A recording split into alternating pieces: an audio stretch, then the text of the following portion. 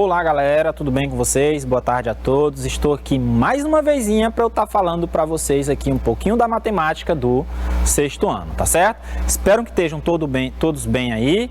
Pegue aí a sua canetinha, o seu caderno, o seu lápis, que hoje nós vamos estar falando do retângulo, tá bom?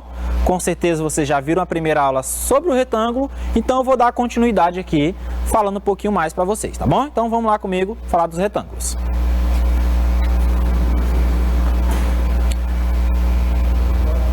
Então, pessoal, o retângulo aí, ele é um pouco... Vamos ver aqui, vamos ler um pouquinho aqui, né? Eu já dei a resposta para vocês, mas não custa nada a gente ler. Eu sou um polígono aí convexo e eu possuo 4 lados. Possuo também meus lados opostos, eles são paralelos e congruentes. Eu também tenho 4 ângulos, ó. 4 lados, os lados opostos são paralelos e congruentes. Ele tem 4 ângulos. Todos os seus ângulos são retos, as diagonais são congruentes e cortam-se nos pontos médios. Olha só esse monte de característica aqui, ó. Todas elas são de quem? Do retângulo, não é verdade? Nós já falamos um pouquinho do retângulo em outras aulas anteriores aí, não é verdade? Lá quando eu falei dos quadriláteros, quando eu falei lá dos quadriláteros para vocês, que eu estava nessa mesma roupa aqui, um deles era o retângulo, certo? Então, 2 semanas depois, vamos falar aqui um pouquinho sobre o retângulo em si. Então, características do retângulo aí na sua telinha. Vou falar mais um pouquinho aqui para que dê tempo de vocês anotarem. 4 lados. Os lados opostos são paralelos e congruentes. O lado de cima é igual ao lado de baixo, mesmo tamanho. O lado da direita e o da esquerda também são iguais, tá bom? Ele tem 4 ângulos e os seus 4 ângulos são retos. Aquele ângulozinho que forma 90 graus, tá bom? Que tem muito no campo de futebol. E as diagonais são congruentes e cortam-se nos seus pontos médios. Então, olha o desenho do retângulo. Tudo que eu estava falando está aqui nessa figura. Lados opostos, paralelos e iguais. Então, o de cima e o de baixo, da direita e da esquerda. Quando eu me refiro a diagonais, são essas retas que estão passando aqui por dentro, esses segmentos de retas que estão passando por dentro aí do retângulo, ok? Então, temos aí o nosso retângulo, beleza? Vamos lá então ver aqui a nossa habilidade da aulinha de hoje. Analisar e descrever mudanças que ocorrem no perímetro e na área de um quadrado ao se ampliarem ou se reduzirem igualmente as medidas de seus lados, para compreender que o perímetro é proporcional à medida do lado. O que não ocorre aí com a área? Peraí, Leonardo. Tá falando de perímetro, de lado, de área. Esse negócio vai dar confusão. Vai não, vou explicar direitinho para vocês. Olha o que eu quero que vocês aprendam na aula de hoje, ó. Quero que vocês reconheçam que a área de um retângulo, a gente vai falar de área hoje, tá bom? Que a área de um retângulo, ela quadruplica quando seus lados dobram. Vamos voltar bem aqui um pouquinho naquela aulinha que eu falei para vocês sobre o perímetro do quadrado. Você lembra o que eu falei sobre o perímetro do quadrado? Perímetro é a soma dos lados. Quando você aumenta o lado de um quadrado, consequentemente os outros também, se você aumentar os lados do quadrado, o que vai acontecer com o perímetro? Também vai aumentar, não é mesmo? Eles são diretamente proporcionais.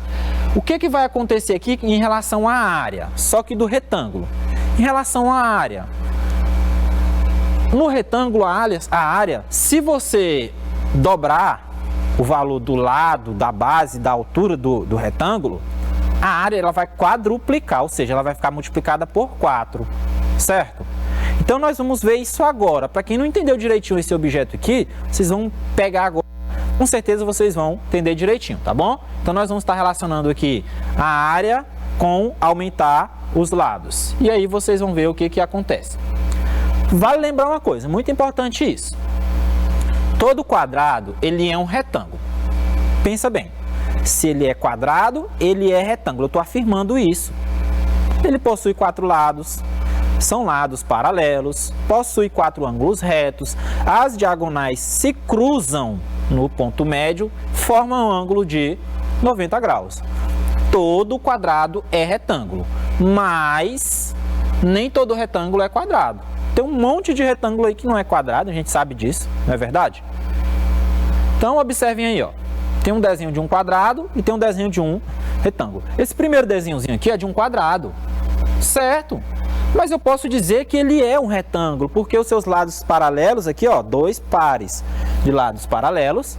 Se vocês desenharem as diagonais, elas serão iguais e vão se cruzar no ponto médio, tá bom? E vão formar ângulos de 90 graus.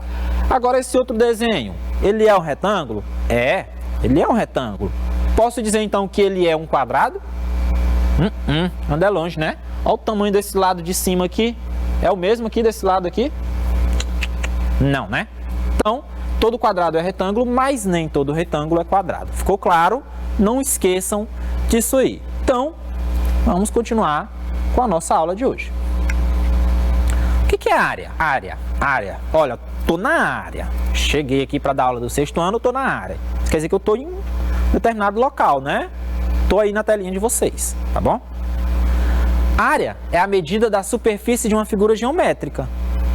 Quê? Calma. Tudo que está aqui dentro, ó, é a área. Essa parte aqui, ó. Lembra que o perímetro é o contorno. Perímetro é o contorno. A área é a parte interna aqui, ó.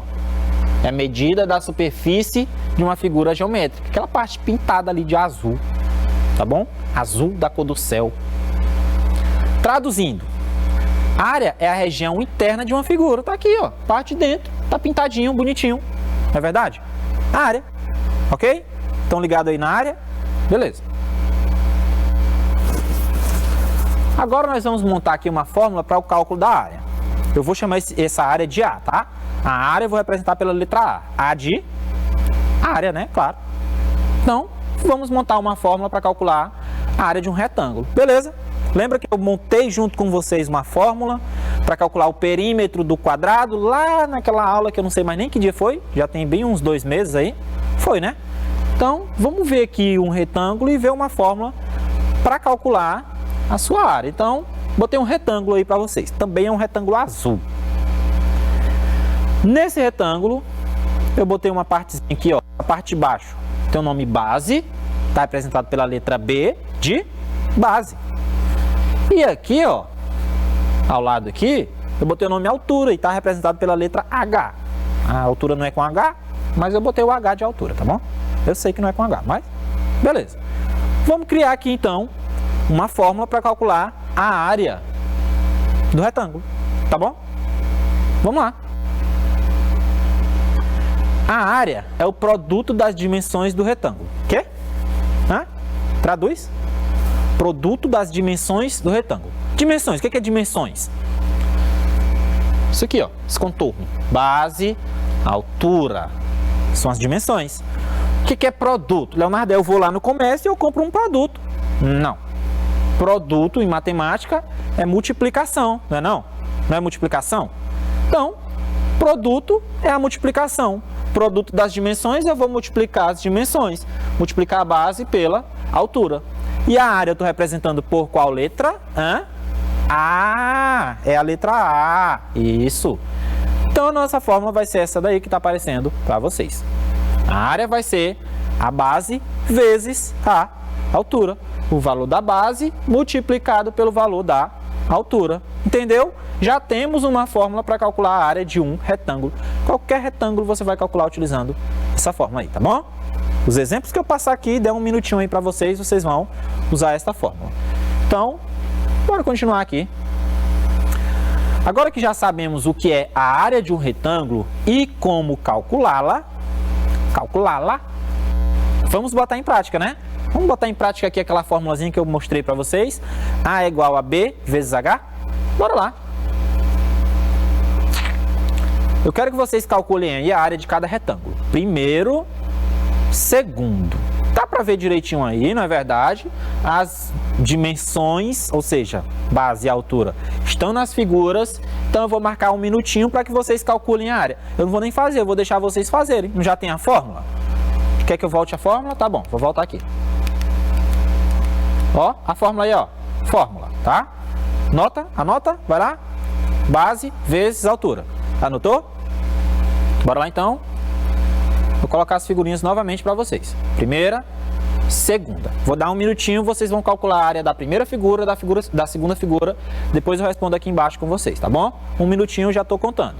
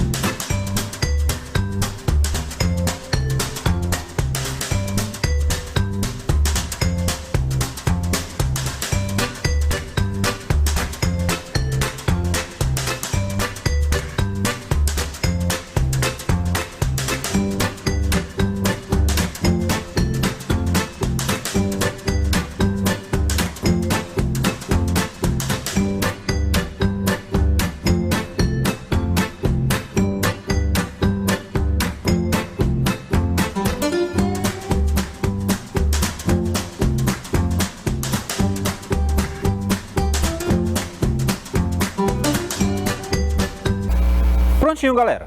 Vamos lá?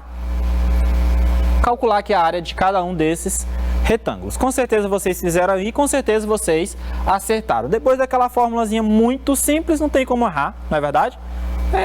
Moleza. A fórmula está aí para vocês. A área é igual à base multiplicada pela altura, certo? Então, a base na nossa primeira figura vale 10 centímetros e a altura na nossa primeira figura vale 5 centímetros. Então, o que eu vou fazer? Multiplicar o 10 pelo 5. Só que essa multiplicação é muito difícil, Leonardo. 10 vezes 5 é nada, é moleza. Aqui a gente faz num piscar de olhos. Então, a área aí deu 50. Só que é importante você lembrar que a base ela está em centímetros e a altura também. Quantas vezes a palavra centímetro apareceu aqui? A abreviaçãozinha da palavra centímetro, cm. Foi 2 vezes? Então, observe que eu botei aqui, ó, centímetros quadrados, porque eu multipliquei 10 centímetros por 5 centímetros. Então, toda vez que você for calcular uma área, você vai botar aqui, ó, elevado ao quadrado, tá bom? Centímetros quadrados, se for centímetro, já vou dando a dica aqui, apareceu o nome metros, você vai botar o mzinho de metros e elevar ao quadrado, tá bom? Então, bora para a nossa segunda perguntinha aqui. A nossa segunda questão, a nossa segunda figura, nos dá uma base com uma medida de 8 metros e uma altura com uma medida de 2 metros, tá bom? Então, nós vamos calcular aqui a área desse retângulo. Base vezes altura, ok? Então, a nossa base aqui vale 8, a nossa altura vale 2. Vou ter que multiplicar 8 por 2, tá certo? Depois que eu multiplicar 8 por 2, eu encontro 16. E aí, ó, metros quadrados, porque eu multiplico metro por metro. Então, fica metros quadrados. Beleza? Todo mundo acertou? Acredito que sim, eu tenho certeza que vocês fizeram de maneira correta. Quem não botou aqui, ó, metros quadrados e centímetros quadrados, coloque aí agora, tá bom?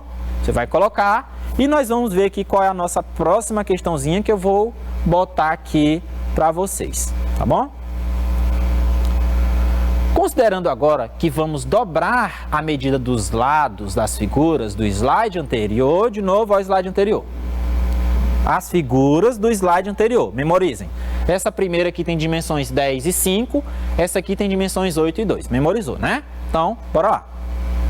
Considerando agora que vamos dobrar a medida dos lados das figuras do slide anterior, o que vai acontecer com a área? Para não precisar ficar voltando lá para o slide anterior, eu botei as figurinhas aqui para vocês, tá bom? Então, a primeira figura, a segunda figura. Calma aí. As figuras, elas estão idênticas ao slide anterior. Mas o que eu falei aqui no texto? Nós vamos dobrar a medida dos lados. Dobrar é dobrar. Vou dobrar. O que é dobrar a medida dos lados, Leonardo? Multiplicar por 2. Não é verdade? Então, lá naquela nossa primeira figura, a base é 10. Eu vou dobrar. Vai passar a ser o quê? Ó, 10 vezes 2, 20 de Leonardo dá 20, né? A altura é quanto? 5. Você vai dobrar. 5 vezes 2 dá igual a 10. Então, a nossa primeira figura ali, o que está valendo agora? 20 centímetros porque eu dobrei, 10 centímetros porque eu dobrei. Então, as dimensões agora é 20 por 10. Beleza? E na nossa figura eu também vou dobrar. A nossa figura do slide anterior é essa. Vou multiplicar por 2 a base, que era 8, multiplicado por 2 virou 16, tá bom? E a altura, que era 2, multiplicado por 2 vai dar igual a 4. Então, nós temos aqui uma nova situação. Como é que surgiu essa nova situação? As figuras anteriores, eu dobrei as suas dimensões. E a pergunta é, o que vai acontecer com a área? Você com certeza anotou a resposta da questão anterior, né? Se você não tiver anotado, já eu volto lá no slide. Mas você com certeza anotou aí. Você vai comparar aquela área da questão anterior com a nova área que vocês vão encontrar aqui agora. Agora eu vou dar 1,5 minutos para que vocês calculem essas áreas, porque os números são maiores. Calcula a primeira, calcula a segunda e eu volto para eu responder aqui com vocês, tá bom? Já estou contando 1,5 minutos.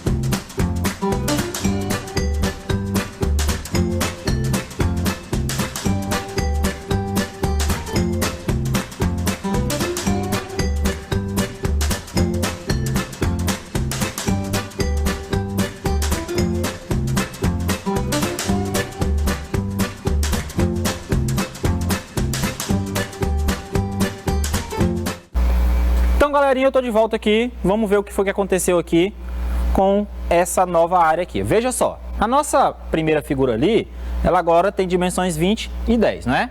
Então, nós já sabemos que a fórmula para calcular é a base vezes a altura. Então, a nossa base ali, ela passou a ser o número 20 e a nossa altura passou a ser o número 10, certinho? Quanto é 20 vezes 10? 200. Ah, então 200 centímetros quadrados. Beleza, olha só. Essa aqui é a área da nossa nova figura, que é essa figurinha aqui que eu adaptei ela.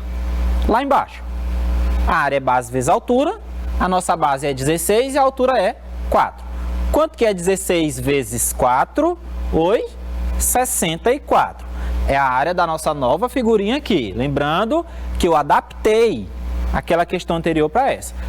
Você, por um acaso, sim, lembra qual foi a resposta daquela área da questão anterior? Lembra? Aquela áreazinha antiga, aquela, ó, essa aqui é a área nova, aquela outra lá é a área antiga, tá bom? A área velha. Você lembra quanto foi que deu? Se você não lembra, eu vou botar aí para vocês. Olha só, a área velha, que é daquela questão anterior, que ela já ficou um pouquinho velha, né? Ela tinha dado 50 centímetros quadrados e agora a área nova deu 200. A área velha daquela questão anterior, ela tinha dado quanto?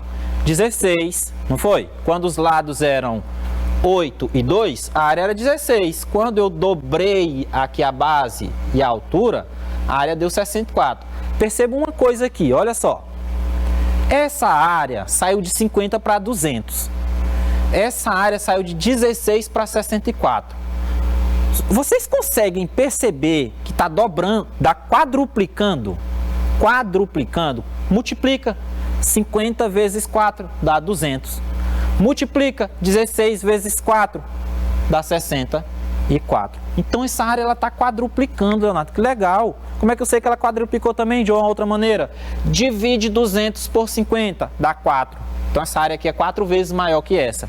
Olha só o que é que vocês têm que aprender nessa aula de hoje, que quando você dobra as dimensões de um retângulo, a sua área quadruplica, certo? A gente vai ter mais exemplos aqui para que vocês observem. Então aqui, ó, a área ela foi quadruplicada. Belezinha? Bora para a nossa próxima situação.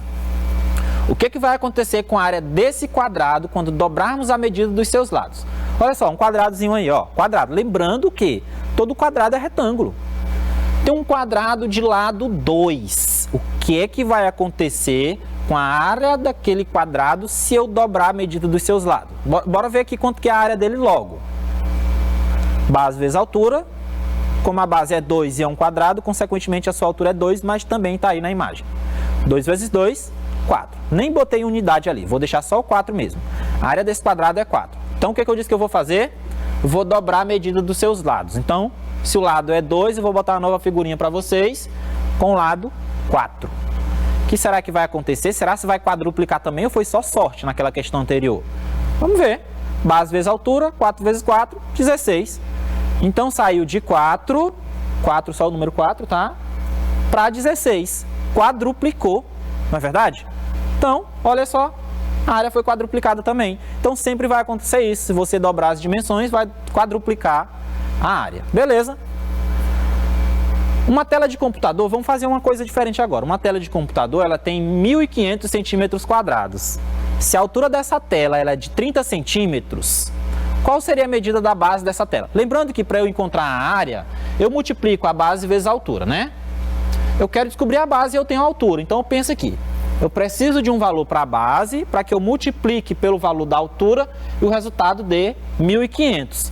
Ora só, a gente pode fazer uma operação inversa. O que é o inverso da multiplicação? Não é a divisão? Então, se você simplesmente dividir 1.500 por 30, você tem a sua resposta. Mas vamos observar na nossa formulazinha aqui, ó.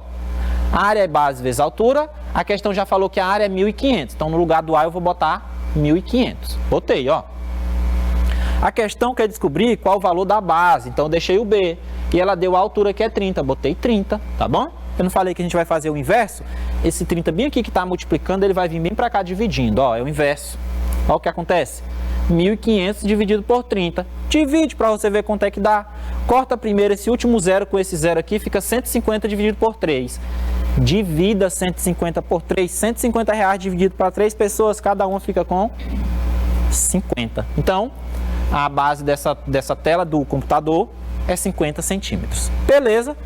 Vamos lá para a nossa próxima questão. Daqui a pouco tem participação do Cledilson. Após calcular a área de cada retângulo, dobre a medida dos seus lados e verifique se a área quadruplicou, tá bom? Veja só, vou botar os desenhos aqui para vocês. Vocês vão calcular a área desses retângulos, depois vocês vão dobrar as medidas dos lados e vai verificar se quadruplicou ou não a área, tá bom? Então, vou dar aqui só 30 segundos para vocês fazerem isso. Então, já estou contando.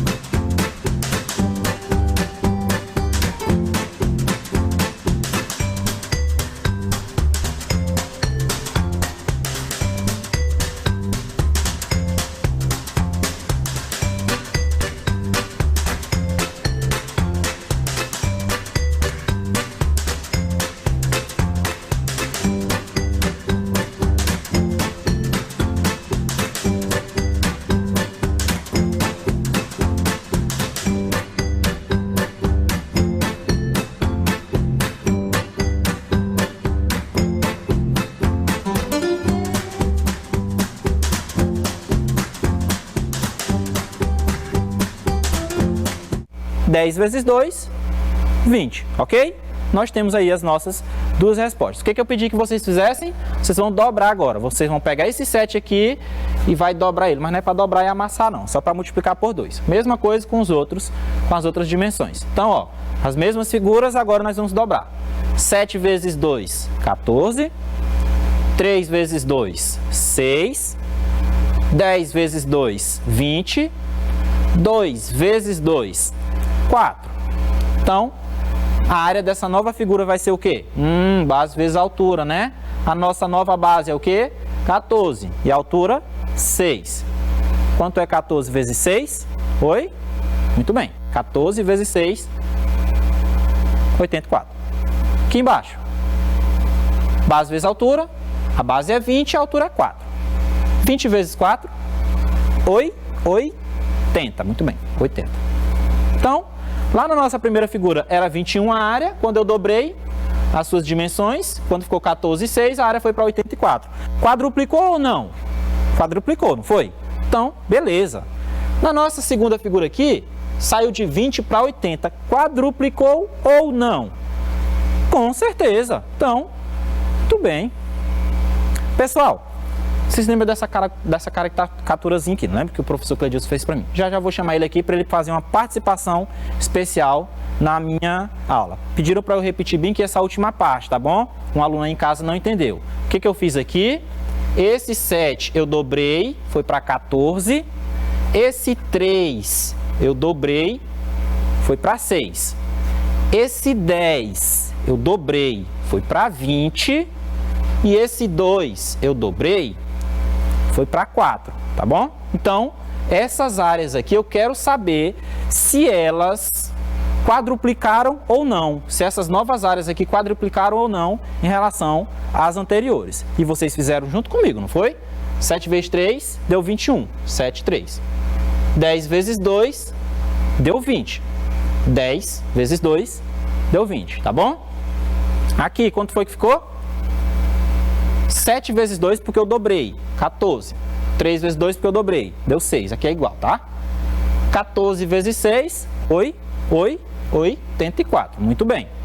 E na letra B, ficou aqui, ó, 10 vezes 2 dá 20, de Leonardo dá 20, e 2 vezes 2 dá 4. Você multiplicou o 20 pelo 4, deu 80. Aí, para que você verifique se quadruplicou ou não, você pode pegar o 21, multiplicar por 4 e saber se o resultado vai dar 84. Se você fizer isso, você vai acertar, não vai ter nenhum probleminha, tá bom? Ou você pode pegar o 84, que foi a sua segunda resposta aqui, ó. Você pode pegar esse 84, dividir por 4 e saber se vai dar 21, certinho? Da mesma forma, você vai fazer aqui na nossa letra B. Aqui não deu 20? Se você multiplicar por 4, você verifica se chega a 80, tá bom? Ou você também pode pegar aqui o nosso número 80, dividir por 4 e verificar ali se vai dar 20, certo? Dá 20 de Leonardo dá 20. Então, pessoal, por hoje era só. O que eu tinha que passar para vocês hoje aqui? Eu queria simplesmente que vocês entendessem que quando nós dobramos as medidas dos lados, das dimensões de um retângulo, a sua área quadruplica. Fizemos exemplos aqui, eu espero que vocês tenham entendido. Como eu ainda tenho um minutinho, eu estava olhando para essa caricaturazinha aqui que o professor Cleudilson fez de mim, ele está ali se preparando ali, se ajeitando para gravar a próxima aula dele. Então, eu vou fazer uma pergunta para ele aqui, ele vai responder lá, mas vocês não vão ouvir aí não, porque o microfone está só comigo. A pergunta é a seguinte, eu estava tomando uma aguinha ali, nós somos o quê? Brasileiros, a nossa nacionalidade, brasileiros. Fui tomar uma aguinha ali, eu lembrei que essa água ela vem por um encanamento, né? Pensei comigo, Cleudilson, meu filho, você sabe me dizer qual é a nacionalidade das pessoas que mexem com encanamento? Nacionalidade das pessoas que mexem com encanamento, você sabe me dizer? Oi? Olha, pessoal, ele me disse que ele acha que são os encanadores. E você aí de casa, sabe? Vou responder. A nacionalidade das pessoas que mexem com encanamento são os mexicanos. Isso, raciocínio lógico puro. Espero que vocês tenham entendido. E eu ainda tenho mais 30 segundinhos. Então, eu estava olhando aqui no meu relógio, né? Tenho mais 30 segundinhos aqui para finalizar a aula. Percebi aqui que um dia desse, quando eu comprei esse relógio, eu cheguei lá em casa e falei assim, ó mãe, mamãe, comprei um relógio. Ela disse assim, que marca? Eu falei que marca as horas. Peguei uma mãozada. Pessoal, por hoje era só isso. Tchau.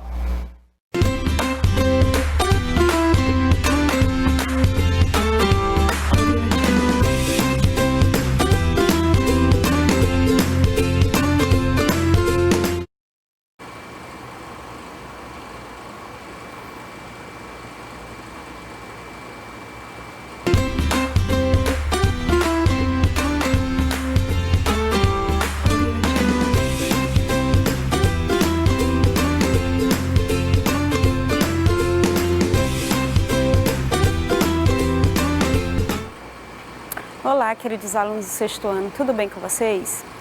Eu espero que sim, tá bom? Olha a professora Nara aqui de língua portuguesa de novo para ministrar mais uma aula para vocês, tá bom? Vamos lá? Na aula passada a gente começou a estudar sobre o gênero textual relato de viagem, tá bom? Hoje nós vamos continuar com esse gênero, foi bastante informação na aula passada. Eu vou retomar ali uma questão que a gente estava fazendo para só complementar a nossa última aula, tá bom? E aí a gente começar novamente mais uma aula sobre esse gênero textual e conhecer outra habilidade, tá bom? Vamos lá? Todo mundo atenção aí, tá? Peguem já o material de vocês, se preparem e nós já vamos começar, ok?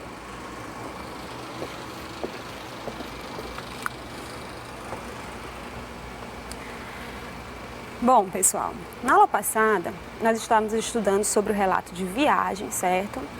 E aí com foco naquela habilidade de localizar informações explícitas no texto, tá bom? E aí eu falei para vocês sobre o relato de viagem, a gente leu o relato de viagem, a gente vai retomar essa leitura hoje, tá bom? E aí estávamos fazendo umas questões, mas aí o nosso tempo é bem curtinho, não deu tempo de terminá-la e eu vou retomar essa questão hoje, tá bom? E aí a aulazinha de ontem que vocês já assistiram, vai ficar bem mais tranquilo aqui. Identificar. É bom que vocês relembram aí nossa última aula, tá bom? E aí eu estava falando para vocês na aula passada sobre a questão do relato de viagem, né? Da importância de precisar ali, dizer com certeza exata, né? O tempo e o espaço do relato de viagem, tá? Isso é importante, estava falando para vocês da importância, porque quem vai ler aquele relato, quem está planejando fazer aquela viagem, essas informações são muito importantes, são muito válidas, são muito úteis, tá bom? E aí sobre a questão sobre a nossa habilidade realmente que a gente estava trabalhando na última aula, não é isso? De localizar as informações explícitas, tá bom? E aí, como eu disse para vocês, é só voltar ao texto, tá? É só reler que vocês conseguem encontrar. Segundo Marco Polo, o que se encontra ao passar por uma linda ribeira, não é? Se alguém for passar por aquele mesmo local, o que vai encontrar? E aí, como eu falei para vocês, era só voltar ao texto, tá bom? Só voltar ao texto que vocês conseguem encontrar essa resposta. Faz sempre esse retorno, tá? E aí é o que entra a habilidade trabalhada, né? De localizar as informações explícitas. E aí você relê ali o primeiro parágrafo. Ao reler o primeiro parágrafo, você já começa a encontrar ali pela metade do parágrafo, quando ele diz assim, ó: no final, embaixo, chega-se a uma outra planície igualmente bela chamada Cormosa. Para atravessá-la são mais 2 jornadas em que se passa por uma linda ribeira. Olha aí, lembrando a nossa questão, né? Onde se encontram o quê? Francoles, papagaios e outros pássaros diferentes dos nossos. Você está vendo aí que a informação já está bem clara, bem explícita, tá? Bem direitinha, é só voltar ao texto e reler, tá bom? Então a gente já encontrou aí a nossa resposta, não é isso? O que se encontra ao atravessar essa linda ribeira? Olha como já está bem explícito, bem claro, bem direto. Se encontram francoles, papagaios e outros pássaros diferentes dos nossos, tá bom? Que aí, se você for lá para a questão, já sabe direitinho a resposta. Então percebam que é bem tranquila essa habilidade, não tem dificuldade nenhuma, tá bom? Se encontram francolins, papagaios e outros pássaros diferentes dos nossos. Viu como é tranquila a habilidade? Sem dificuldade nenhuma, não é? E aí a terceira questão.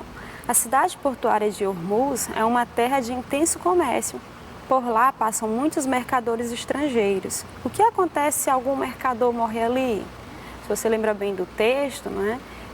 Você vai lembrar aí que quando um mercador estrangeiro morria naquele local, o soberano, né, ficava com todos os seus bens. E aí aquela mesma coisinha que eu já tinha dito para vocês, volta ao texto, relê o texto, identifica ali o parágrafo onde tem esse trecho, vê aqui o que já está falando. Está falando da cidade portuária de Ormuz, já vai procurar isso no texto. Fala sobre uma terra de intenso comércio, né? Já vai encontrar isso lá no texto. E aí fala sobre os mercadores estrangeiros. E se por acaso algum desses mercadores estrangeiros morrer naquela terra, morrer naquele lugar, o que acontece? É isso que a questão pede e é uma informação explícita que está lá no texto, tá bom? E aí, se você voltar lá, vai encontrar essa resposta. O soberano fica com todos os seus bens, tá bom? Tá bem claro lá no texto.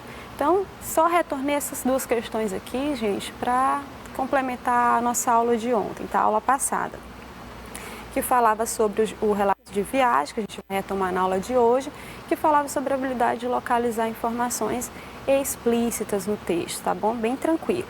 E aí a gente vai para a nossa aula realmente de hoje, né? Que é o relato de viagem, tá bom? Continuamos com esse gênero textual, mas o nosso foco hoje é nessa habilidade 42, tá bom? Olha só. Essa habilidade propõe que vocês, alunos do 6º ano, tá bom? Aprendam a analisar em diferentes textos os efeitos de sentidos decorrentes do uso de recursos linguísticos discursivos de sequências narrativas, tá bom? Então aqui, ó, pensa o seguinte, nós já estamos falando de textos narrativos, tá? Para escrever o tipo narrativo, tem alguns recursos que são importantes para esse texto. Se fosse um texto argumentativo, haveria ali também outros recursos que são importantes para compreender os sentidos desse texto. E assim sucessivamente, tá bom? E a gente vai aplicar essa habilidade no nosso gênero textual relato de viagem, tá bom? E aí, só retomando aqui, vamos fazer uma revisãozinha rápida sobre o nosso relato de viagem, tá bom? Vocês lembram aí, olha que imagem bonita que eu já trouxe para vocês, tá? Que já remete a essa questão de viajar, de conhecer o mundo, de conhecer outros lugares. Quem não gostaria, não é? Eu, pelo menos, amo viajar e eu acredito que vocês também, tá? É muito bom, é revigorante. E conhecer outros lugares, conhecer outros povos, conhecer outras culturas, já é uma maneira também de aprender, tá? Ao viajar a gente aprende, a gente conhece, ok? E aí vamos relembrar aqui o relato de viagem, tá bom? O que é esse gênero que a gente está trabalhando desde a aula passada, tá? Relatar é também contar uma história, não é isso? Por isso que a gente fala que é um texto narrativo, tá?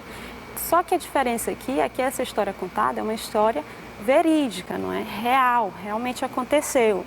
Diferente dos textos que são frutos da imaginação. Também são textos narrativos, mas são frutos da imaginação, tá? O relato, tanto o pessoal que a gente estudou há umas aulas atrás, quanto de viagem são histórias narrativas, não é? Só que reais, aconteceram com pessoas reais, foram vivenciadas por pessoas reais, tá bom? Qual a intenção principal desse gênero textual, tá? Para que se escreve um relato de viagem? Por que se conta um relato de viagem? O relato de viagem é um texto ali que se propõe registrar experiências, tá bom? Impressões, reflexões pessoais sobre lugares visitados. Por isso que o nome é relato de viagem, tá bom? Se propõe também em documentar, tá? Em partilhar conhecimentos e experiências. Por isso que é um texto muito bom de ser lido, porque mesmo que você não faça a viagem para aquele lugar, mas ao ler esse texto, você toma conhecimento de informações sobre aquele lugar, tá bom? Que você pode ser que deseje muito viajar, pode ser que não vá fazer essa viagem e tudo, mas você acaba tomando conhecimento, tá? Porque são documentados, são partilhados aí conhecimentos e experiências sobre o lugar, tá bom?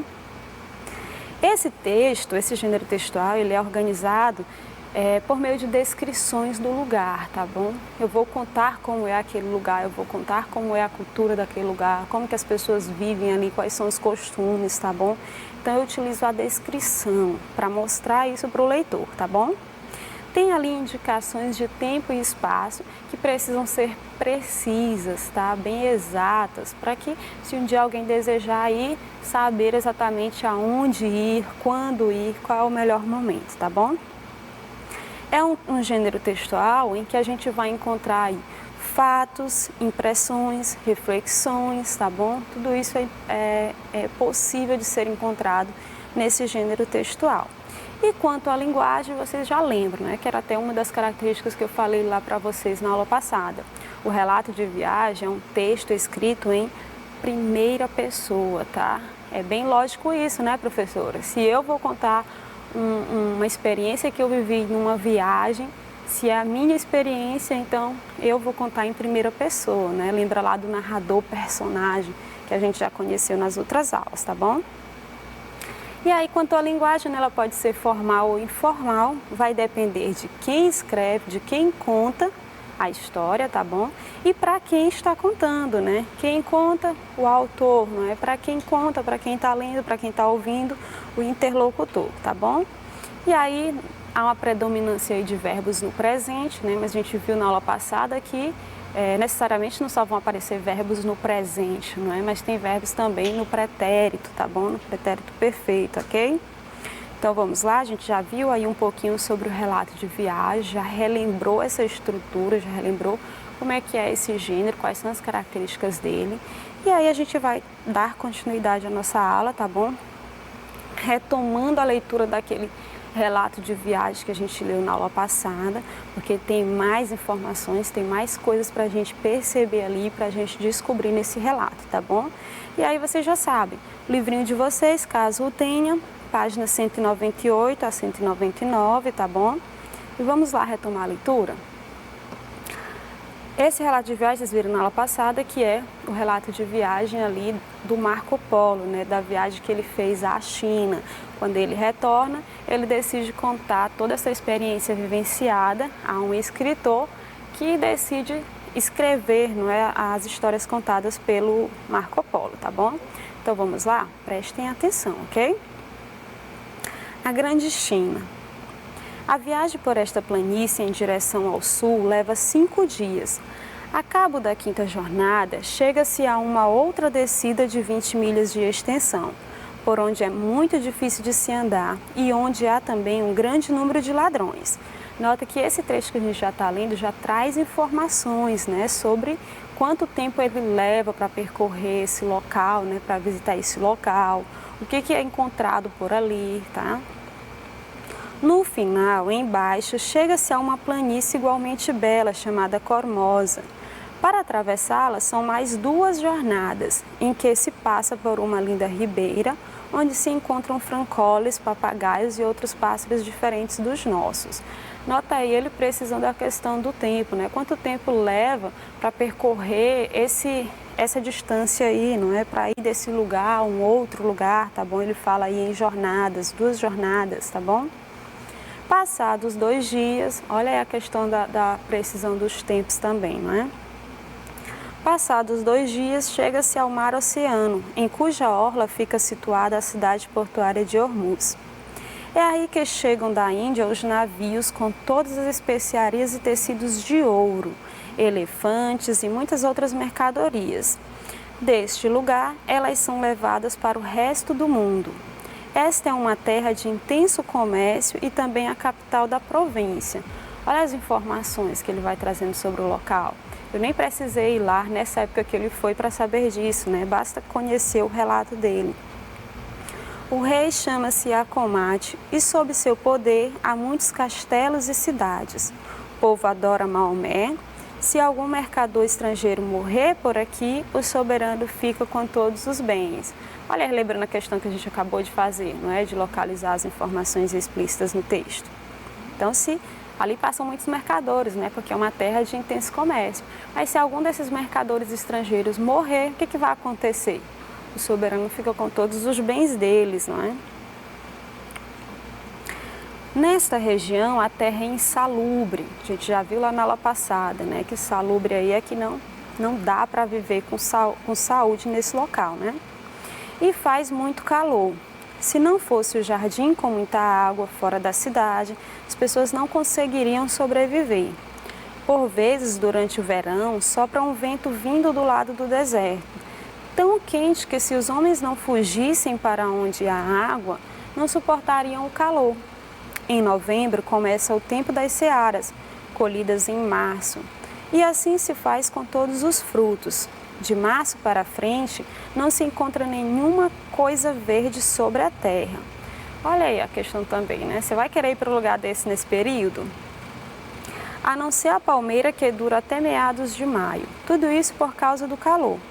As pessoas do lugar não usam nossos alimentos, porque se comessem grãos e carne, ficariam imediatamente doentes. Pelo contrário, são saudáveis porque comem peixes salgados e tâmaras e outras coisas grossas com as quais se dão bem. Olha a questão aí da informação, né, de trazer sobre a cultura, sobre os costumes do local, né, sobre a alimentação do povo de lá, tá bom? Suas embarcações são mal feitas e muito perigosas. Em vez de grudadas com piche, são untadas com óleo de peixe, sem pregos, que não utilizam porque não tem ferro. Usam um fio feito a partir de castanha da Índia, forte como cerda e que se mete na água. Com ele, os barcos são costurados e não se estragam com a água salgada. Essas embarcações têm uma vela, um mastro e um leme, mas não têm coberta. Quando estão carregadas, colocam-se uma manta de couro sobre a carga e por cima dela que se põe os cavalos levados para a Índia. É um grande perigo navegar em tais navios. Quando morre alguém, o povo se põe todo de luto. As mulheres choram seus maridos durante 4 anos. Olha o luto aí, não é? Pelo menos uma vez por dia, juntamente com alguns homens e parentes.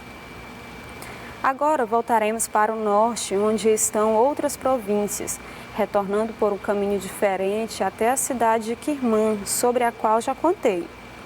É que para as regiões sobre as quais quero vos falar agora, não se pode ir a não ser partindo dali, onde o rei Acomate é igualmente soberano. Ao regressar de Cormosa para Quirmã, passa-se de novo pela bela planície cheia de alimentos, pássaros e frutos e muitos banhos quentes. O pão de grão é amargo para quem não está acostumado por causa da água do mar. Deixemos agora esta região e vamos para o norte, já direi como. E aí, se a gente for procurar mais, vai encontrar mais sobre esse relato de viagem do Marco Polo, tá bom? Então tá aí o texto que a gente já conheceu na aula passada, estamos retomando a leitura, tá bom? Quanto mais a gente lê, mais informação a gente acaba adquirindo sobre o relato, tá bom? Sobre a história, sobre o local, tá bom? A gente acaba conhecendo um pouco mais. E aí aquelas informações que eu já tinha mostrado para vocês, né? O significado de algumas palavras que a gente não conhece, uma pintura aí, não é? Sobre essa viagem que o Marco Polo fez, tá bom? E aí vamos aqui tratar um pouquinho da nossa atividade para falar um pouco sobre o relato de viagem em si e sobre a habilidade que a gente já está trabalhando, tá bom? Então vamos lá. nessa primeira questão, fala o seguinte: um relato pode conter trechos descritivos, expositivos ou narrativos, tá? E aí eu vou parar um pouquinho aqui para explicar isso melhor para vocês. Olha só, eu acho que até na aula passada eu já comentei para vocês.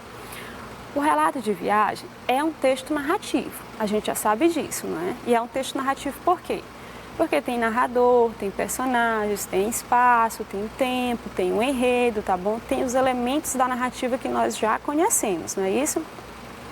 Então, se conta uma história, se tem esses elementos, é um texto narrativo, certo? Mas não quer dizer que a gente só vai encontrar esse tipo textual narrativo, tá? Em um relato de viagem, a gente pode encontrar também o tipo textual descritivo e o tipo textual expositivo, tá bom? Professora, qual é a diferença? Vamos lá. A narração você já sabe, né? Narrativa é quando se conta uma história, ok?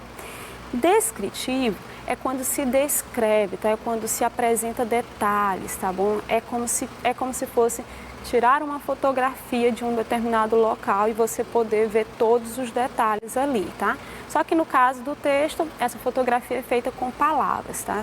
Há descrições ali do local, a descrição das pessoas, a descrição dos costumes, tá bom? Isso é o que a gente chama de tipo textual descritivo. Pensa o seguinte, quando você está lendo um texto e de repente se depara com determinada personagem, e o narrador começa a dizer como é que é aquela personagem, se ela é alta, se é baixa, se é bonita, se é feia, se tem cabelos castanhos, loiros, pretos. Então, quando eu começo a dizer como é aquela personagem, como é aquele lugar, eu estou descrevendo, certo? Então, é o que a gente chama de tipo textual descritivo.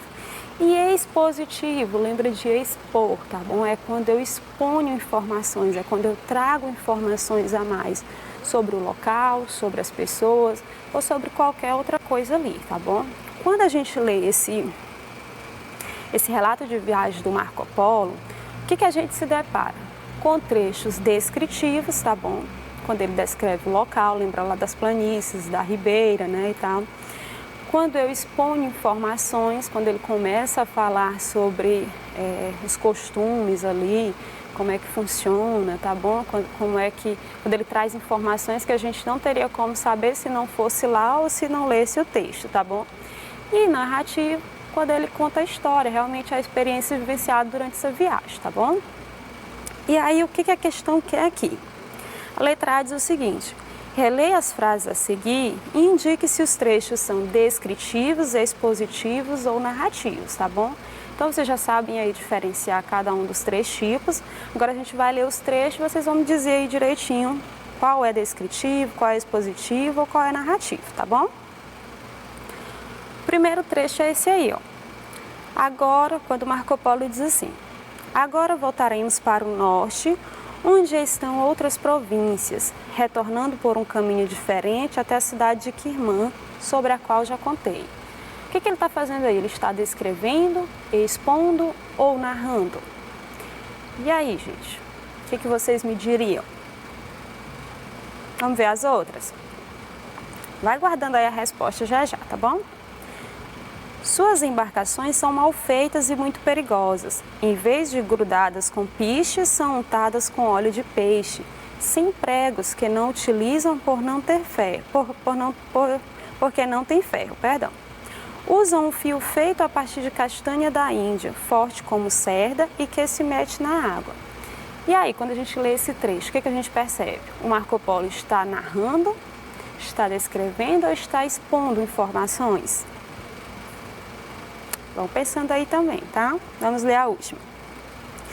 Nesta região, a terra é insalubre e faz muito calor.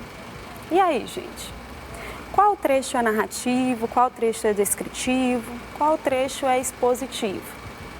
Vamos conferir? Vamos ver se vocês estão mesmo afinados, se prestaram atenção, se compreenderam? O primeiro trecho, gente, é narrativo, tá? Ele está contando ali a experiência vivenciada. Olha só, ele diz: agora voltaremos para o norte, onde estão outras províncias, retornando por um caminho diferente até a cidade de Quirmã, sobre a qual já contei. Então, ele já está contando aí a experiência vivenciada, né? Já está contando a história. Se conta uma história, é narração, tá bom? É tipo textual narrativo. E a segunda, quando ele fala sobre as embarcações, não é? Como é que são feitas as embarcações, como é que funciona. Isso aí é o que, gente? Exatamente, né? Exposição, expositiva, é tipo textual expositivo. Ele está trazendo informações sobre as embarcações. Quando ele diz que as embarcações são mal feitas, são perigosas, quando ele diz ali como é que essas embarcações são feitas, ele está trazendo informação. Se traz informação, então é o tipo textual expositivo, tá bom? E quando ele diz que a região é insalubre e que naquela região faz muito calor, o que ele está fazendo? Descrevendo, né? Dizer que uma região é insalubre, que determinado lugar é insalubre, estou descrevendo, tá bom? Então, vocês já entenderam aí direitinho a diferença desses três tipos textuais. E aí eu retomo aqui a questão da nossa habilidade, né? Por que isso é importante? Por que é importante observar isso aqui no gênero textual relato de viagem? Apesar de ser um texto narrativo, não quer dizer que só vamos encontrar narração ali, tá? A gente vai precisar ali da descrição e vai precisar também da exposição, tá bom? E aí vocês já perceberam quando que eu encontro esses tipos textuais, tá? Mas não esqueça, em um relato de viagem, o que é que predomina? A narração, tá bom? Porque ele é um texto narrativo, tá? Tranquilo? A letra B diz o quê? Olha só. As formas verbais predominantes estão empregadas no presente, passado ou futuro. E aí isso aqui você teria que voltar lá no texto direitinho para observar os verbos, né? Mas se vocês prestaram bastante atenção nessas aulas, eu já até falei, não é, que os verbos eles se apresentam ou no presente ou no pretérito, né, no passado.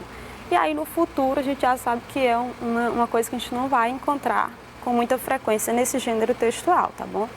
E aí, presente ou passado? No caso desse relato de viagem, do relato de viagem do Marco Polo. Vamos voltar um trechinho só para perceber. Vou voltar mesmo nessa questão aqui, que já tem verbos, né? Quando ele diz assim, que as embarcações são mal feitas, olha o verbo aí ser, são, não é? Em vez de grudadas com pistes, são untadas com óleo. Mais uma vez o verbo ser, não é? São. Eles não utilizam os pregos porque não tem ferro. Olha aí, utilizam e tem também como verbos, né? Usam um fio feito a partir de castanha da Índia. Olha aí, usam, não é? E aí, esses verbos aí estão no presente, no passado ou no futuro, gente? São, utilizam, usam. O que vocês me diriam? Presente, não é isso? O verbo está no tempo presente, tá bom? Quando ele fala lá no terceiro, nessa região a terra é insalubre. Olha o verbo aí ser de novo, na forma é, não é? É, terceira pessoa do singular do presente do indicativo, não é isso? Então, só nesses dois trechos aí, a gente já percebe que a predominância é dos verbos no tempo presente, tá bom? Exatamente, no presente. O que predomina aí é o presente, tá? Mas, como eu já disse para vocês na aula passada, a gente vai encontrar verbos também no tempo pretérito, passado, ok? E a letra C? Aí vamos entrar aqui também na questão da nossa habilidade, né? O uso de verbos nesse tempo, no contexto do relato, indica que Marco Polo está descrevendo, expondo ou narrando algo. E aí? Por que o autor utiliza o verbo aí no presente, né? Qual é a intenção de usar esses verbos no presente? E aí, gente, nota que essa letra C aqui já dá para ser respondida voltando na nossa letra A, olha só. No primeiro trechozinho, a gente vai encontrar aqui os verbos no passado, né? Então, o que a gente percebe aqui? Que no passado ele utilizou ali para narrar, tá bom? Para contar a história. Mas os verbos que ele utiliza no presente, ele utiliza para expor, tá bom? Ele utiliza para descrever, que é justamente a resposta da nossa letra C, tá bom? Olha só, o uso dos verbos no tempo presente, no contexto do relato do Marco Polo, serve ali para quê? Ele utilizou esses verbos para quê? Para expor, para narrar ou para descrever? E a gente já viu lá nos trechos, né, que ele utilizou ou para descrever ou para fazer as descrições dos lugares, né, das pessoas, ou para expor as informações, tá bom? Então, está descrevendo ou está expondo, tá bom? Tranquilo aqui, gente? Deu para entender direitinho? Tudo certinho com vocês? Olha, vamos só relembrar um pouquinho aqui o que a gente já viu sobre esse gênero, tá? Sobre esse gênero relato de viagem. E aí vamos fazer uma revisãozinha rápida, tá? O que é esse gênero relato de viagem, tá bom? Como é que eu posso identificar esse gênero ao ler um texto, né? Estou lendo um texto. Professora, como é que eu vou saber se esse texto é um relato de viagem ou não? E aí você vai saber por conta daquelas características que nós já estudamos, né? Por tudo isso que a gente já viu sobre o gênero relato de viagem. Vamos relembrar? O que é o relato de viagem? É um texto em que eu vou narrar, eu vou contar como foi a minha experiência vivida em uma viagem, tá bom? Como foi a minha ida a determinado local, como foi que eu conheci lá, o que eu conheci, o que eu encontrei naquele lugar. Então, se você está diante de um texto em que você vê que o narrador está contando como foi a viagem dele a determinado local, você está diante de um relato de viagem, tá? Como é que eu comprovo isso mais ainda?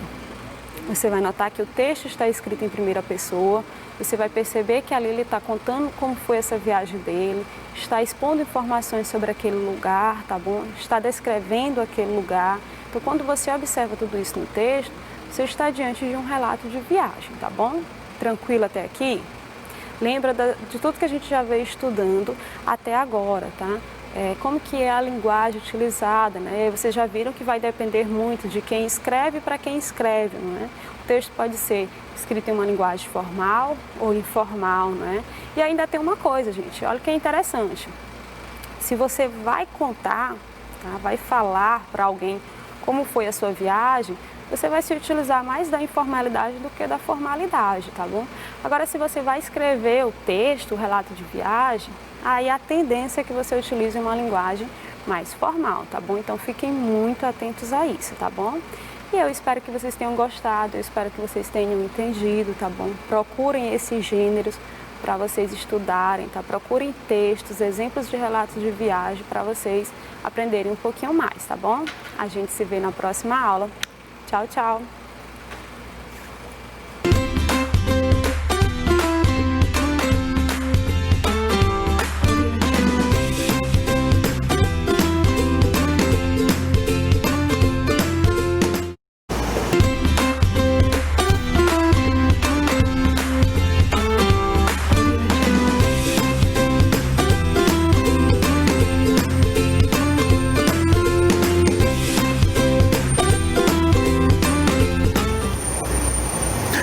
Olá, tudo bem?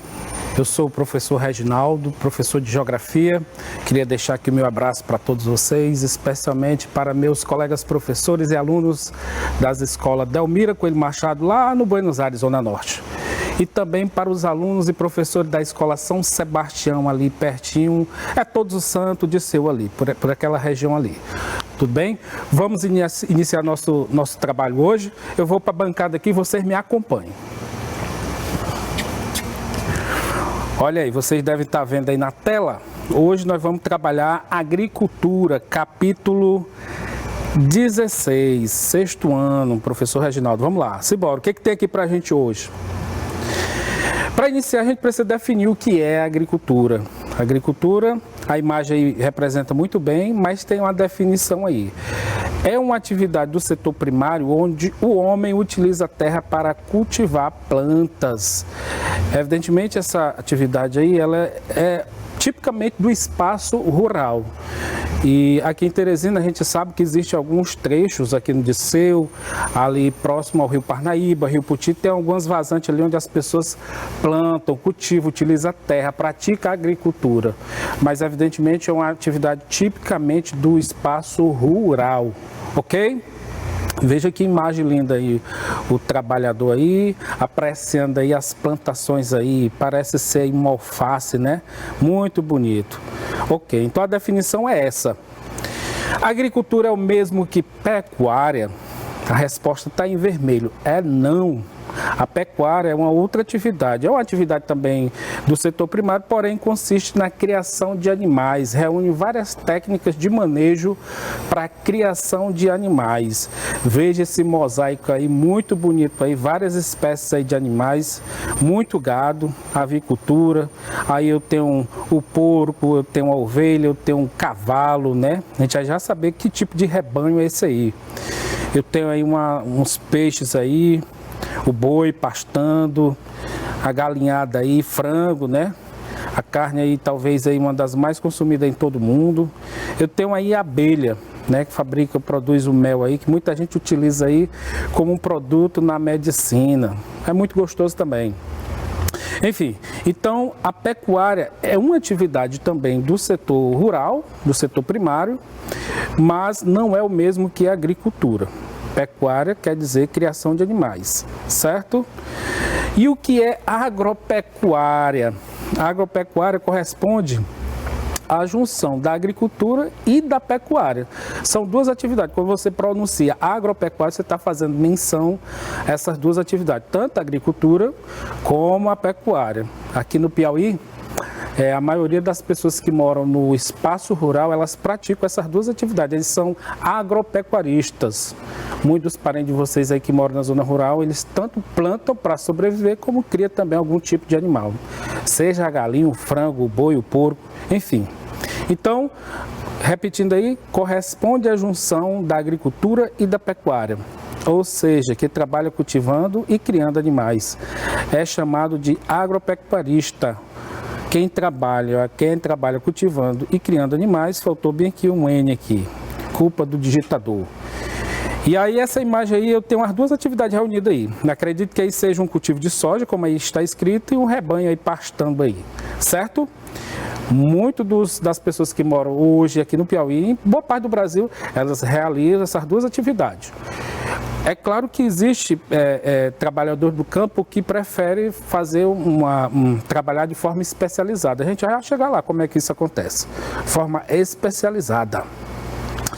Olha só, eu tenho a Embrapa, a Empresa Brasileira de Pesquisa Agropecuária, ou seja, ela foi criada pelo governo federal para investir na pesquisa tanto para a agricultura como para melhorar a pecuária, a criação de animais. Aí eu tenho aqui em Teresina tem um ponto da Embrapa, fica lá no Buenos Aires, pertinho de casa. E aí ele está recebendo aí, como essa foto mostra, ele está recebendo um conjunto aí de pesquisadores, de estudiosos, enfim. Aí está prestando assistência, né, para pessoas que têm vocação para a agricultura. E o rapaz aí que mostra aí fazendo uma pesquisa em laboratório, né? Então a Embrapa é a Empresa Brasileira de Pesquisa, tanto da agricultura como da pecuária. Simbora. O que é agricultura? Hoje nós vamos focar mais o que é agricultura. A gente fez essa divisão, mas hoje especialmente nós vamos trabalhar a agricultura. Evidentemente está aí essa foto ilustrando o que é agricultura. O trabalhador aí caminhando, já foi falado, né, no meio das plantações. Qual a importância da agricultura hoje para o brasileiro, para o Brasil? Olha só, essa foto aí muito bem recheada e muito colorida, né? Muito boa essa imagem aí, essas duas. Aí está dizendo assim, qual a importância? Produz o nosso alimento, né? A agricultura, enquanto a gente está aqui conversando, você está em casa, eu com certeza hoje teve muito trabalhador do campo que acordou cedo, 5 horas da manhã, 4 horas da manhã, foi lá trabalhar, foi lá tentar produzir o alimento que eles produzem lá, exportam, mandam para outros países e vem também abastecer o mercado interno aqui. Você evidentemente talvez não plante, mas todo dia tem um arroz, tem um feijão, tem a salada, né, mano? Você gosta de salada? Muito bem. Pois é, tem gente que acorda todo dia cedo para produzir o nosso alimento. Você está em casa, mas com certeza tem muita gente aí que já suou muito hoje produzindo na agricultura. A agricultura também ela gera emprego. Mais na frente a gente vai ver quais são os tipos de agricultura que emprega pessoas. Aquela agricultura patronal, onde o produtor ele produz em larga escala. Aí ele precisa empregar, ele compra máquinas, ele utiliza máquina, desde da máquina que limpa a terra, que arada a terra, até aquela que planta e faz a colheita. Então emprega muita gente também, muita gente sobrevive da agricultura. Terceiro ponto, fornece matéria-prima para a indústria. Olha só, tem muita indústria, especialmente aquela chamada de agroindústria, que precisa dessa matéria-prima. Elas processam, por exemplo, o arroz quando vem do campo, normalmente ela vai para a agroindústria, lá ela é processada, ela é purificada, é tirado a sujeira e é embalada a vácuo, né? E quando você vai para o supermercado, você compra um produto de qualidade, né? Evidentemente também quem pega o arroz lá da roça, lá, aquele arroz da hora, também é muito bom, muito gostoso. Quarto ponto, gera renda para o país. O Brasil hoje é o celeiro do mundo.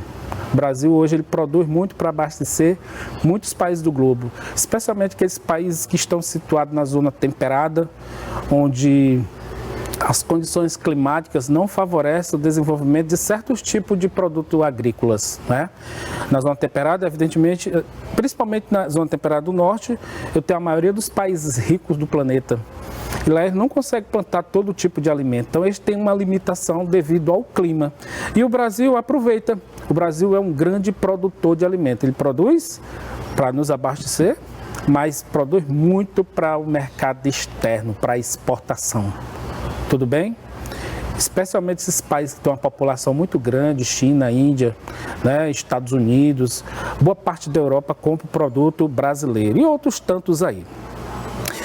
E o último ponto aí, a importância da agricultura é que abastece muitos países do mundo, já foi falado, né? A gente olhando bem aí, essa primeira foto aí tem um colorido muito bonito, mas aí a agricultura também abastece o mercado interno aqui, o mercado local, né? Antigamente a gente, quando iria comprar um produto, era vendido dessa forma. Hoje é tudo embalado, tudo enlatado, tudo bonitinho ali na prateleira do supermercado. Passa pela agroindústria. Mas há um tempo atrás era feito dessa forma, vendido a granel. Você chegava lá e comprava o produto mesmo in natura lá, dessa forma aí. Essa foto de baixo aí, viu? Simbora! Quais os problemas gerados pela agricultura? Eita, tem sempre o lado bom, mas tem um lado cruel, né? Então vamos lá. Primeiro problema, desmatamento. Evidentemente, para você plantar, você tem que limpar uma área, né? E aí você pode correr o risco, se você não fizer um estudo sobre a área que você vai desmatar, de repente você pode estar colocando de risco aí alguns animais e plantas aí para extinção, desaparecer. Então, o desmatamento é inevitável. Para se plantar, tem que limpar o terreno, tem que limpar. E aí no Brasil a gente tem muitas propriedades que a gente chama de latifúndio, grandes propriedades de terra que produzem em larga escala, como essa segunda foto. A primeira foto também. Essa segunda foto aí, o avião está passeando aí sobre o cultivo aí, eu acho que de arroz ou soja. Evidentemente é um espaço muito amplo, né? Então, é preciso desmatar. Outro ponto também, um problema gerado pela agricultura. Alguns produtores, eles fazem o uso de agrotóxicos. Não são todos, mas alguns. Principalmente aqueles agricultores que plantam em larga escala, que eles não podem perder a produção, né? Ele já tem uma safra já vendida, ele precisa só prestar conta, ele não pode perder o que vai plantar em determinado ano. E aí eles utilizam muito o agrotóxico para ter controle de pragas, diminuir pragas, algum fertilizante também para melhorar a saúde da planta, né? Esse avião aí mostra muito bem o que eu estou tentando aqui falar para vocês, ilustra bem o uso de alguns produtos. Agora, quando se usa o agrotóxico, aí você pode estar prejudicando o solo e estar prejudicando algum recurso hídrico próximo aí. De repente, cai uma chuva nessa região aí, a chuva lava todo o veneno e vai transportar o veneno que foi aspergido sobre as plantas, vai cair lá no fundo do rio. Aí olha o tamanho do problema. O problema é sério, né? Mas evidentemente esses agricultores aí, esses especialmente aqui no Brasil que plantam em larga escala, eles utilizam muitas terras do Brasil central, onde tem um cerrado, terra plana, né? A região que é o celeiro do Brasil, é onde tem cerrado. O cerrado ele tem essa vantagem, porque tem muita terra plana e tem um clima tropical, que tem a característica de ter um período chuvoso e um período seco. Aí o que os agricultores fazem? Eles plantam no período de chuva e colhem no período da seca, período de estiagem. Evidentemente, se você for investir num local que chove muito, a chuva também atrapalha. Ela dá umidade na planta, no fruto, no grão, não dá certo. A máquina não trabalha. Então, hoje o melhor local para se trabalhar, para se investir na agricultura é o Cerrado, região central do Brasil, muita terra plana. Depois vocês fazem uma pesquisa aí do que é o Cerrado, que vocês vão entender o que eu estou falando, viu? Então, a agricultura, infelizmente, ela traz esse problema aí para o meio ambiente. Pode acontecer também de ocorrer o que essa primeira foto aí está mostrando, a destruição do solo. Aí é um problema aí muito sério. Esse aí começou com a erosão pequena, a água da chuva vai escavando até chegar uma vossoroca, que é uma cratera como isso aí. E às vezes é até difícil de recuperar. E o problema também é essa areia toda que foi transportada, ela vai parar lá no fundo do rio, no leito do rio. Aí o rio vai perder profundidade, os peixes vão perder o ambiente aquático, né? Aqui, como o rio Parnaíba nosso aqui, ele está preenchido de areia. Você vê o leito, que é o fundo do rio, está acima da superfície da água. Olha o tamanho do problema. Aqui em Teresina, estou falando aqui em Teresina. Desculpa. Se você andar ali pelo centro da cidade, ali, troca-troca, essas coisas tudo ali, ponte metálica, você vai perceber que o rio está cheio de areia. Ô problema. A gente já estudou isso, viu? Simbora. Meu tempo está passando. Tipos de agricultura.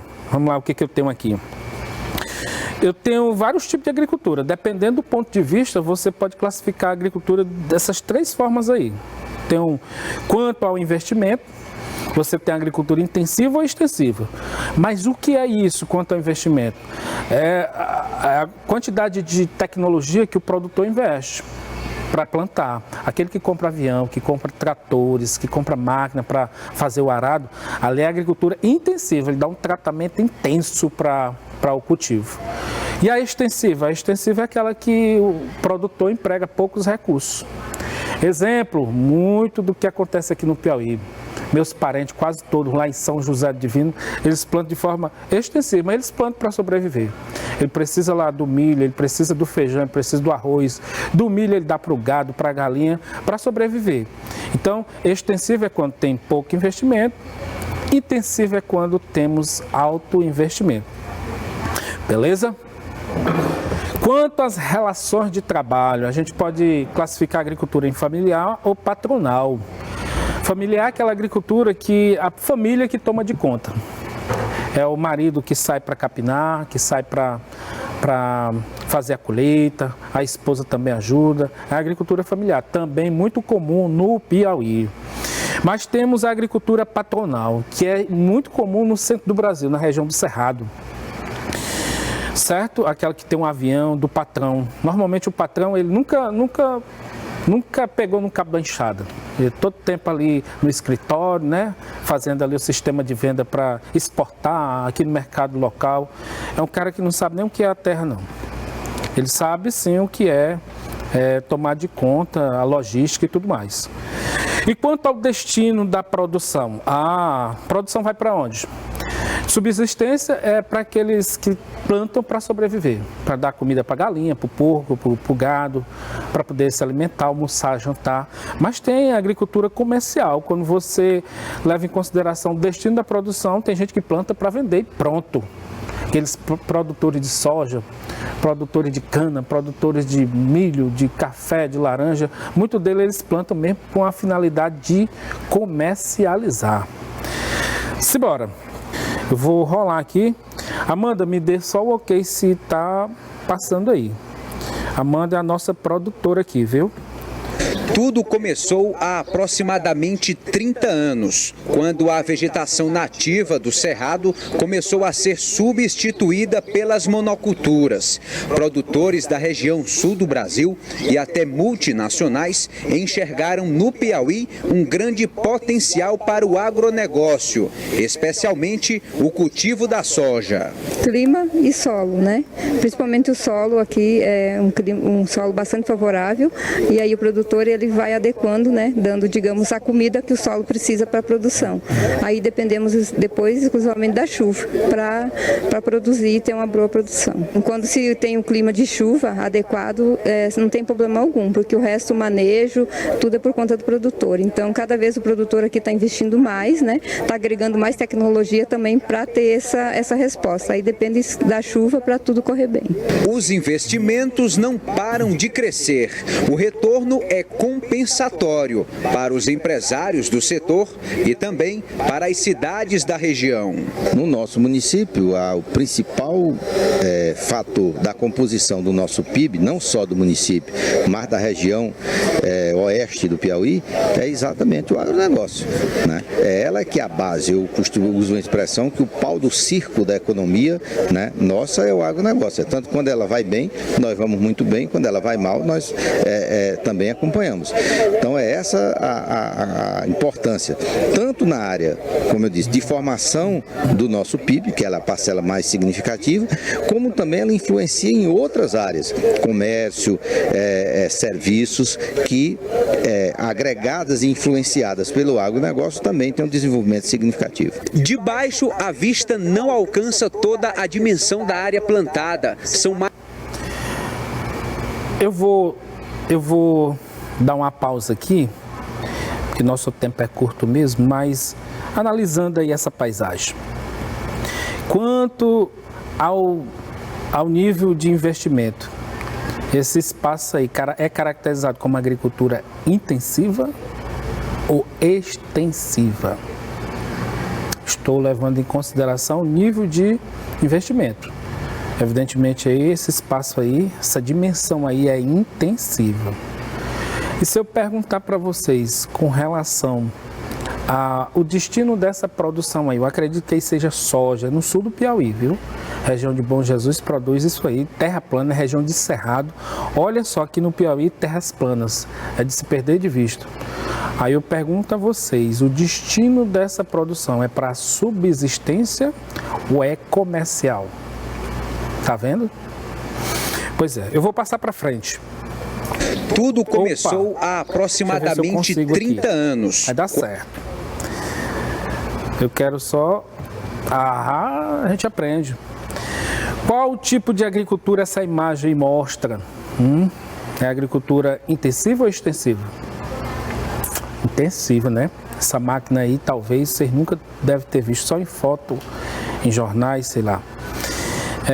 Com relação ao destino dessa produção, com relação às relações de trabalho, aí quem trabalha aí é a família, com a enxada, ou é um trabalhador contratado, viu? Uma imagem mostra muita coisa. E essa imagem aí, com relação às relações de trabalho aí, é o trabalho, é a agricultura familiar? Ou é a agricultura patronal, que tem um patrão? Evidentemente aí, com certeza aí é a agricultura extensiva, não utiliza muito recurso, é para subsistência, a propriedade aí é pequena, né? E é para abastecer, evidentemente, aí a própria família. Ok? Vamos resolver aqui algumas questões, né? Eu coloquei aí Reginaldo Abreu, ó, que massa, né? Analise a fotografia. Eu tenho aí...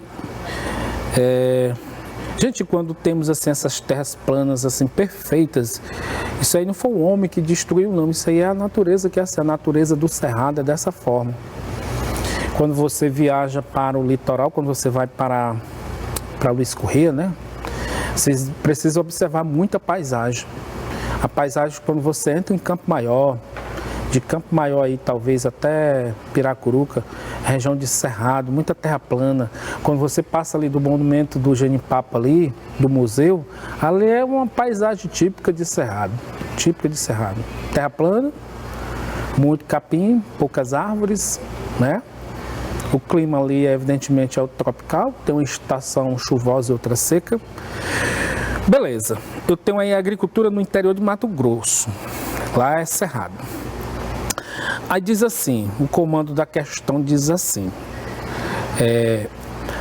era para ser, ao reconhecer, o digitador aqui, eu, né, esqueci aí o O, ao reconhecer a atividade econômica apresentada na imagem, bem como os elementos que compõem a paisagem, pode-se inferir que tal prática, quando considerada o grau de investimento, é vista como, o grau de investimento.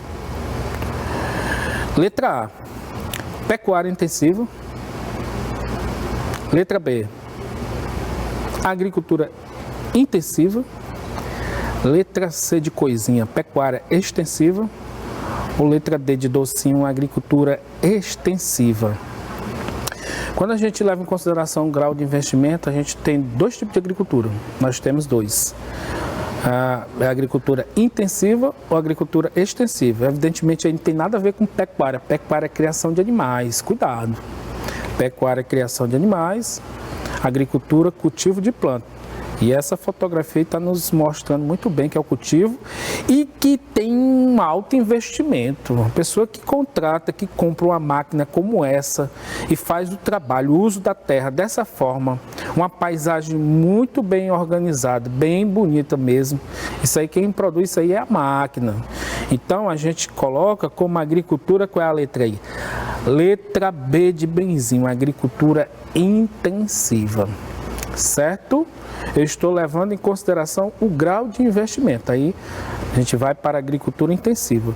Mas aproveitando essa fotografia aí, se eu perguntasse aí com relação ao destino dessa produção, seria para a subsistência, ou seja, para o trabalhador se alimentar, para a família dele, ou comercial? Essa fotografia aí nos mostra muito, o agricultor não vai consumir tudo isso aí não, mesmo que ele tenha muitos animais para alimentar, mas isso aí ele está fazendo com fins comerciais.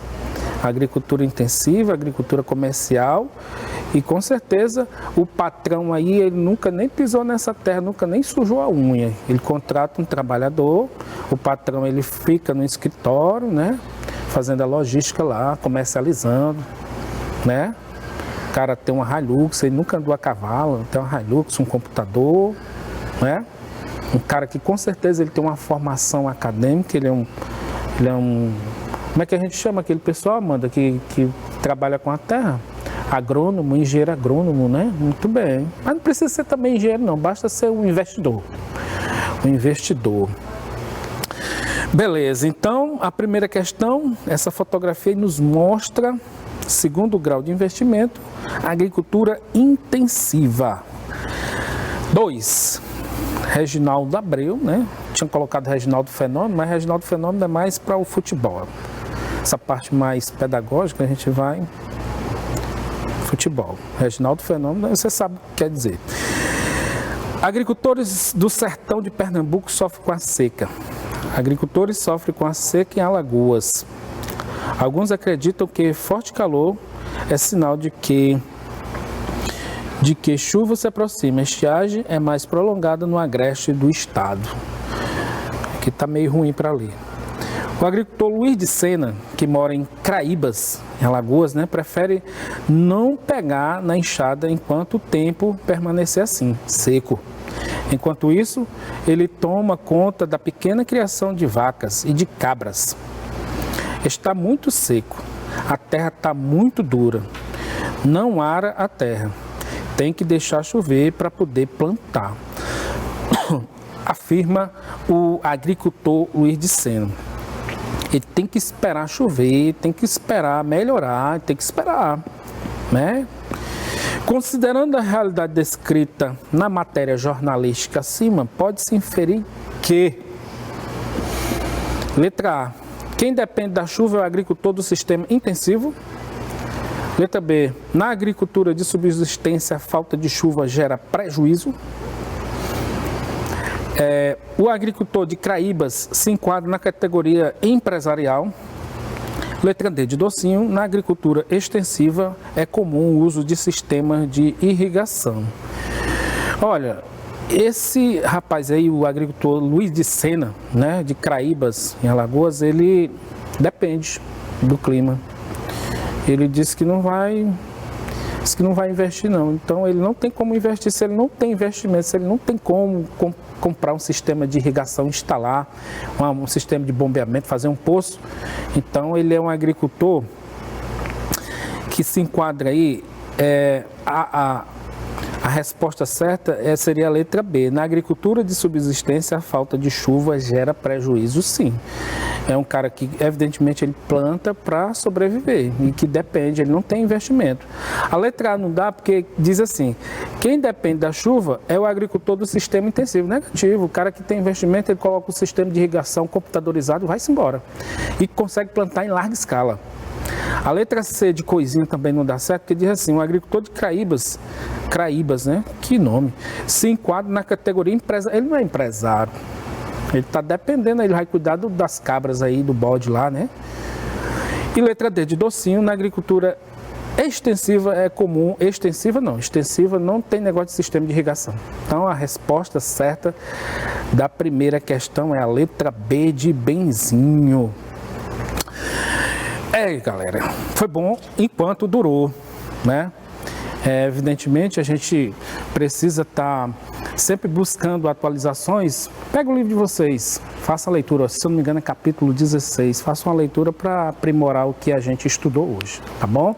Eu deixo aqui o meu abraço e até a próxima.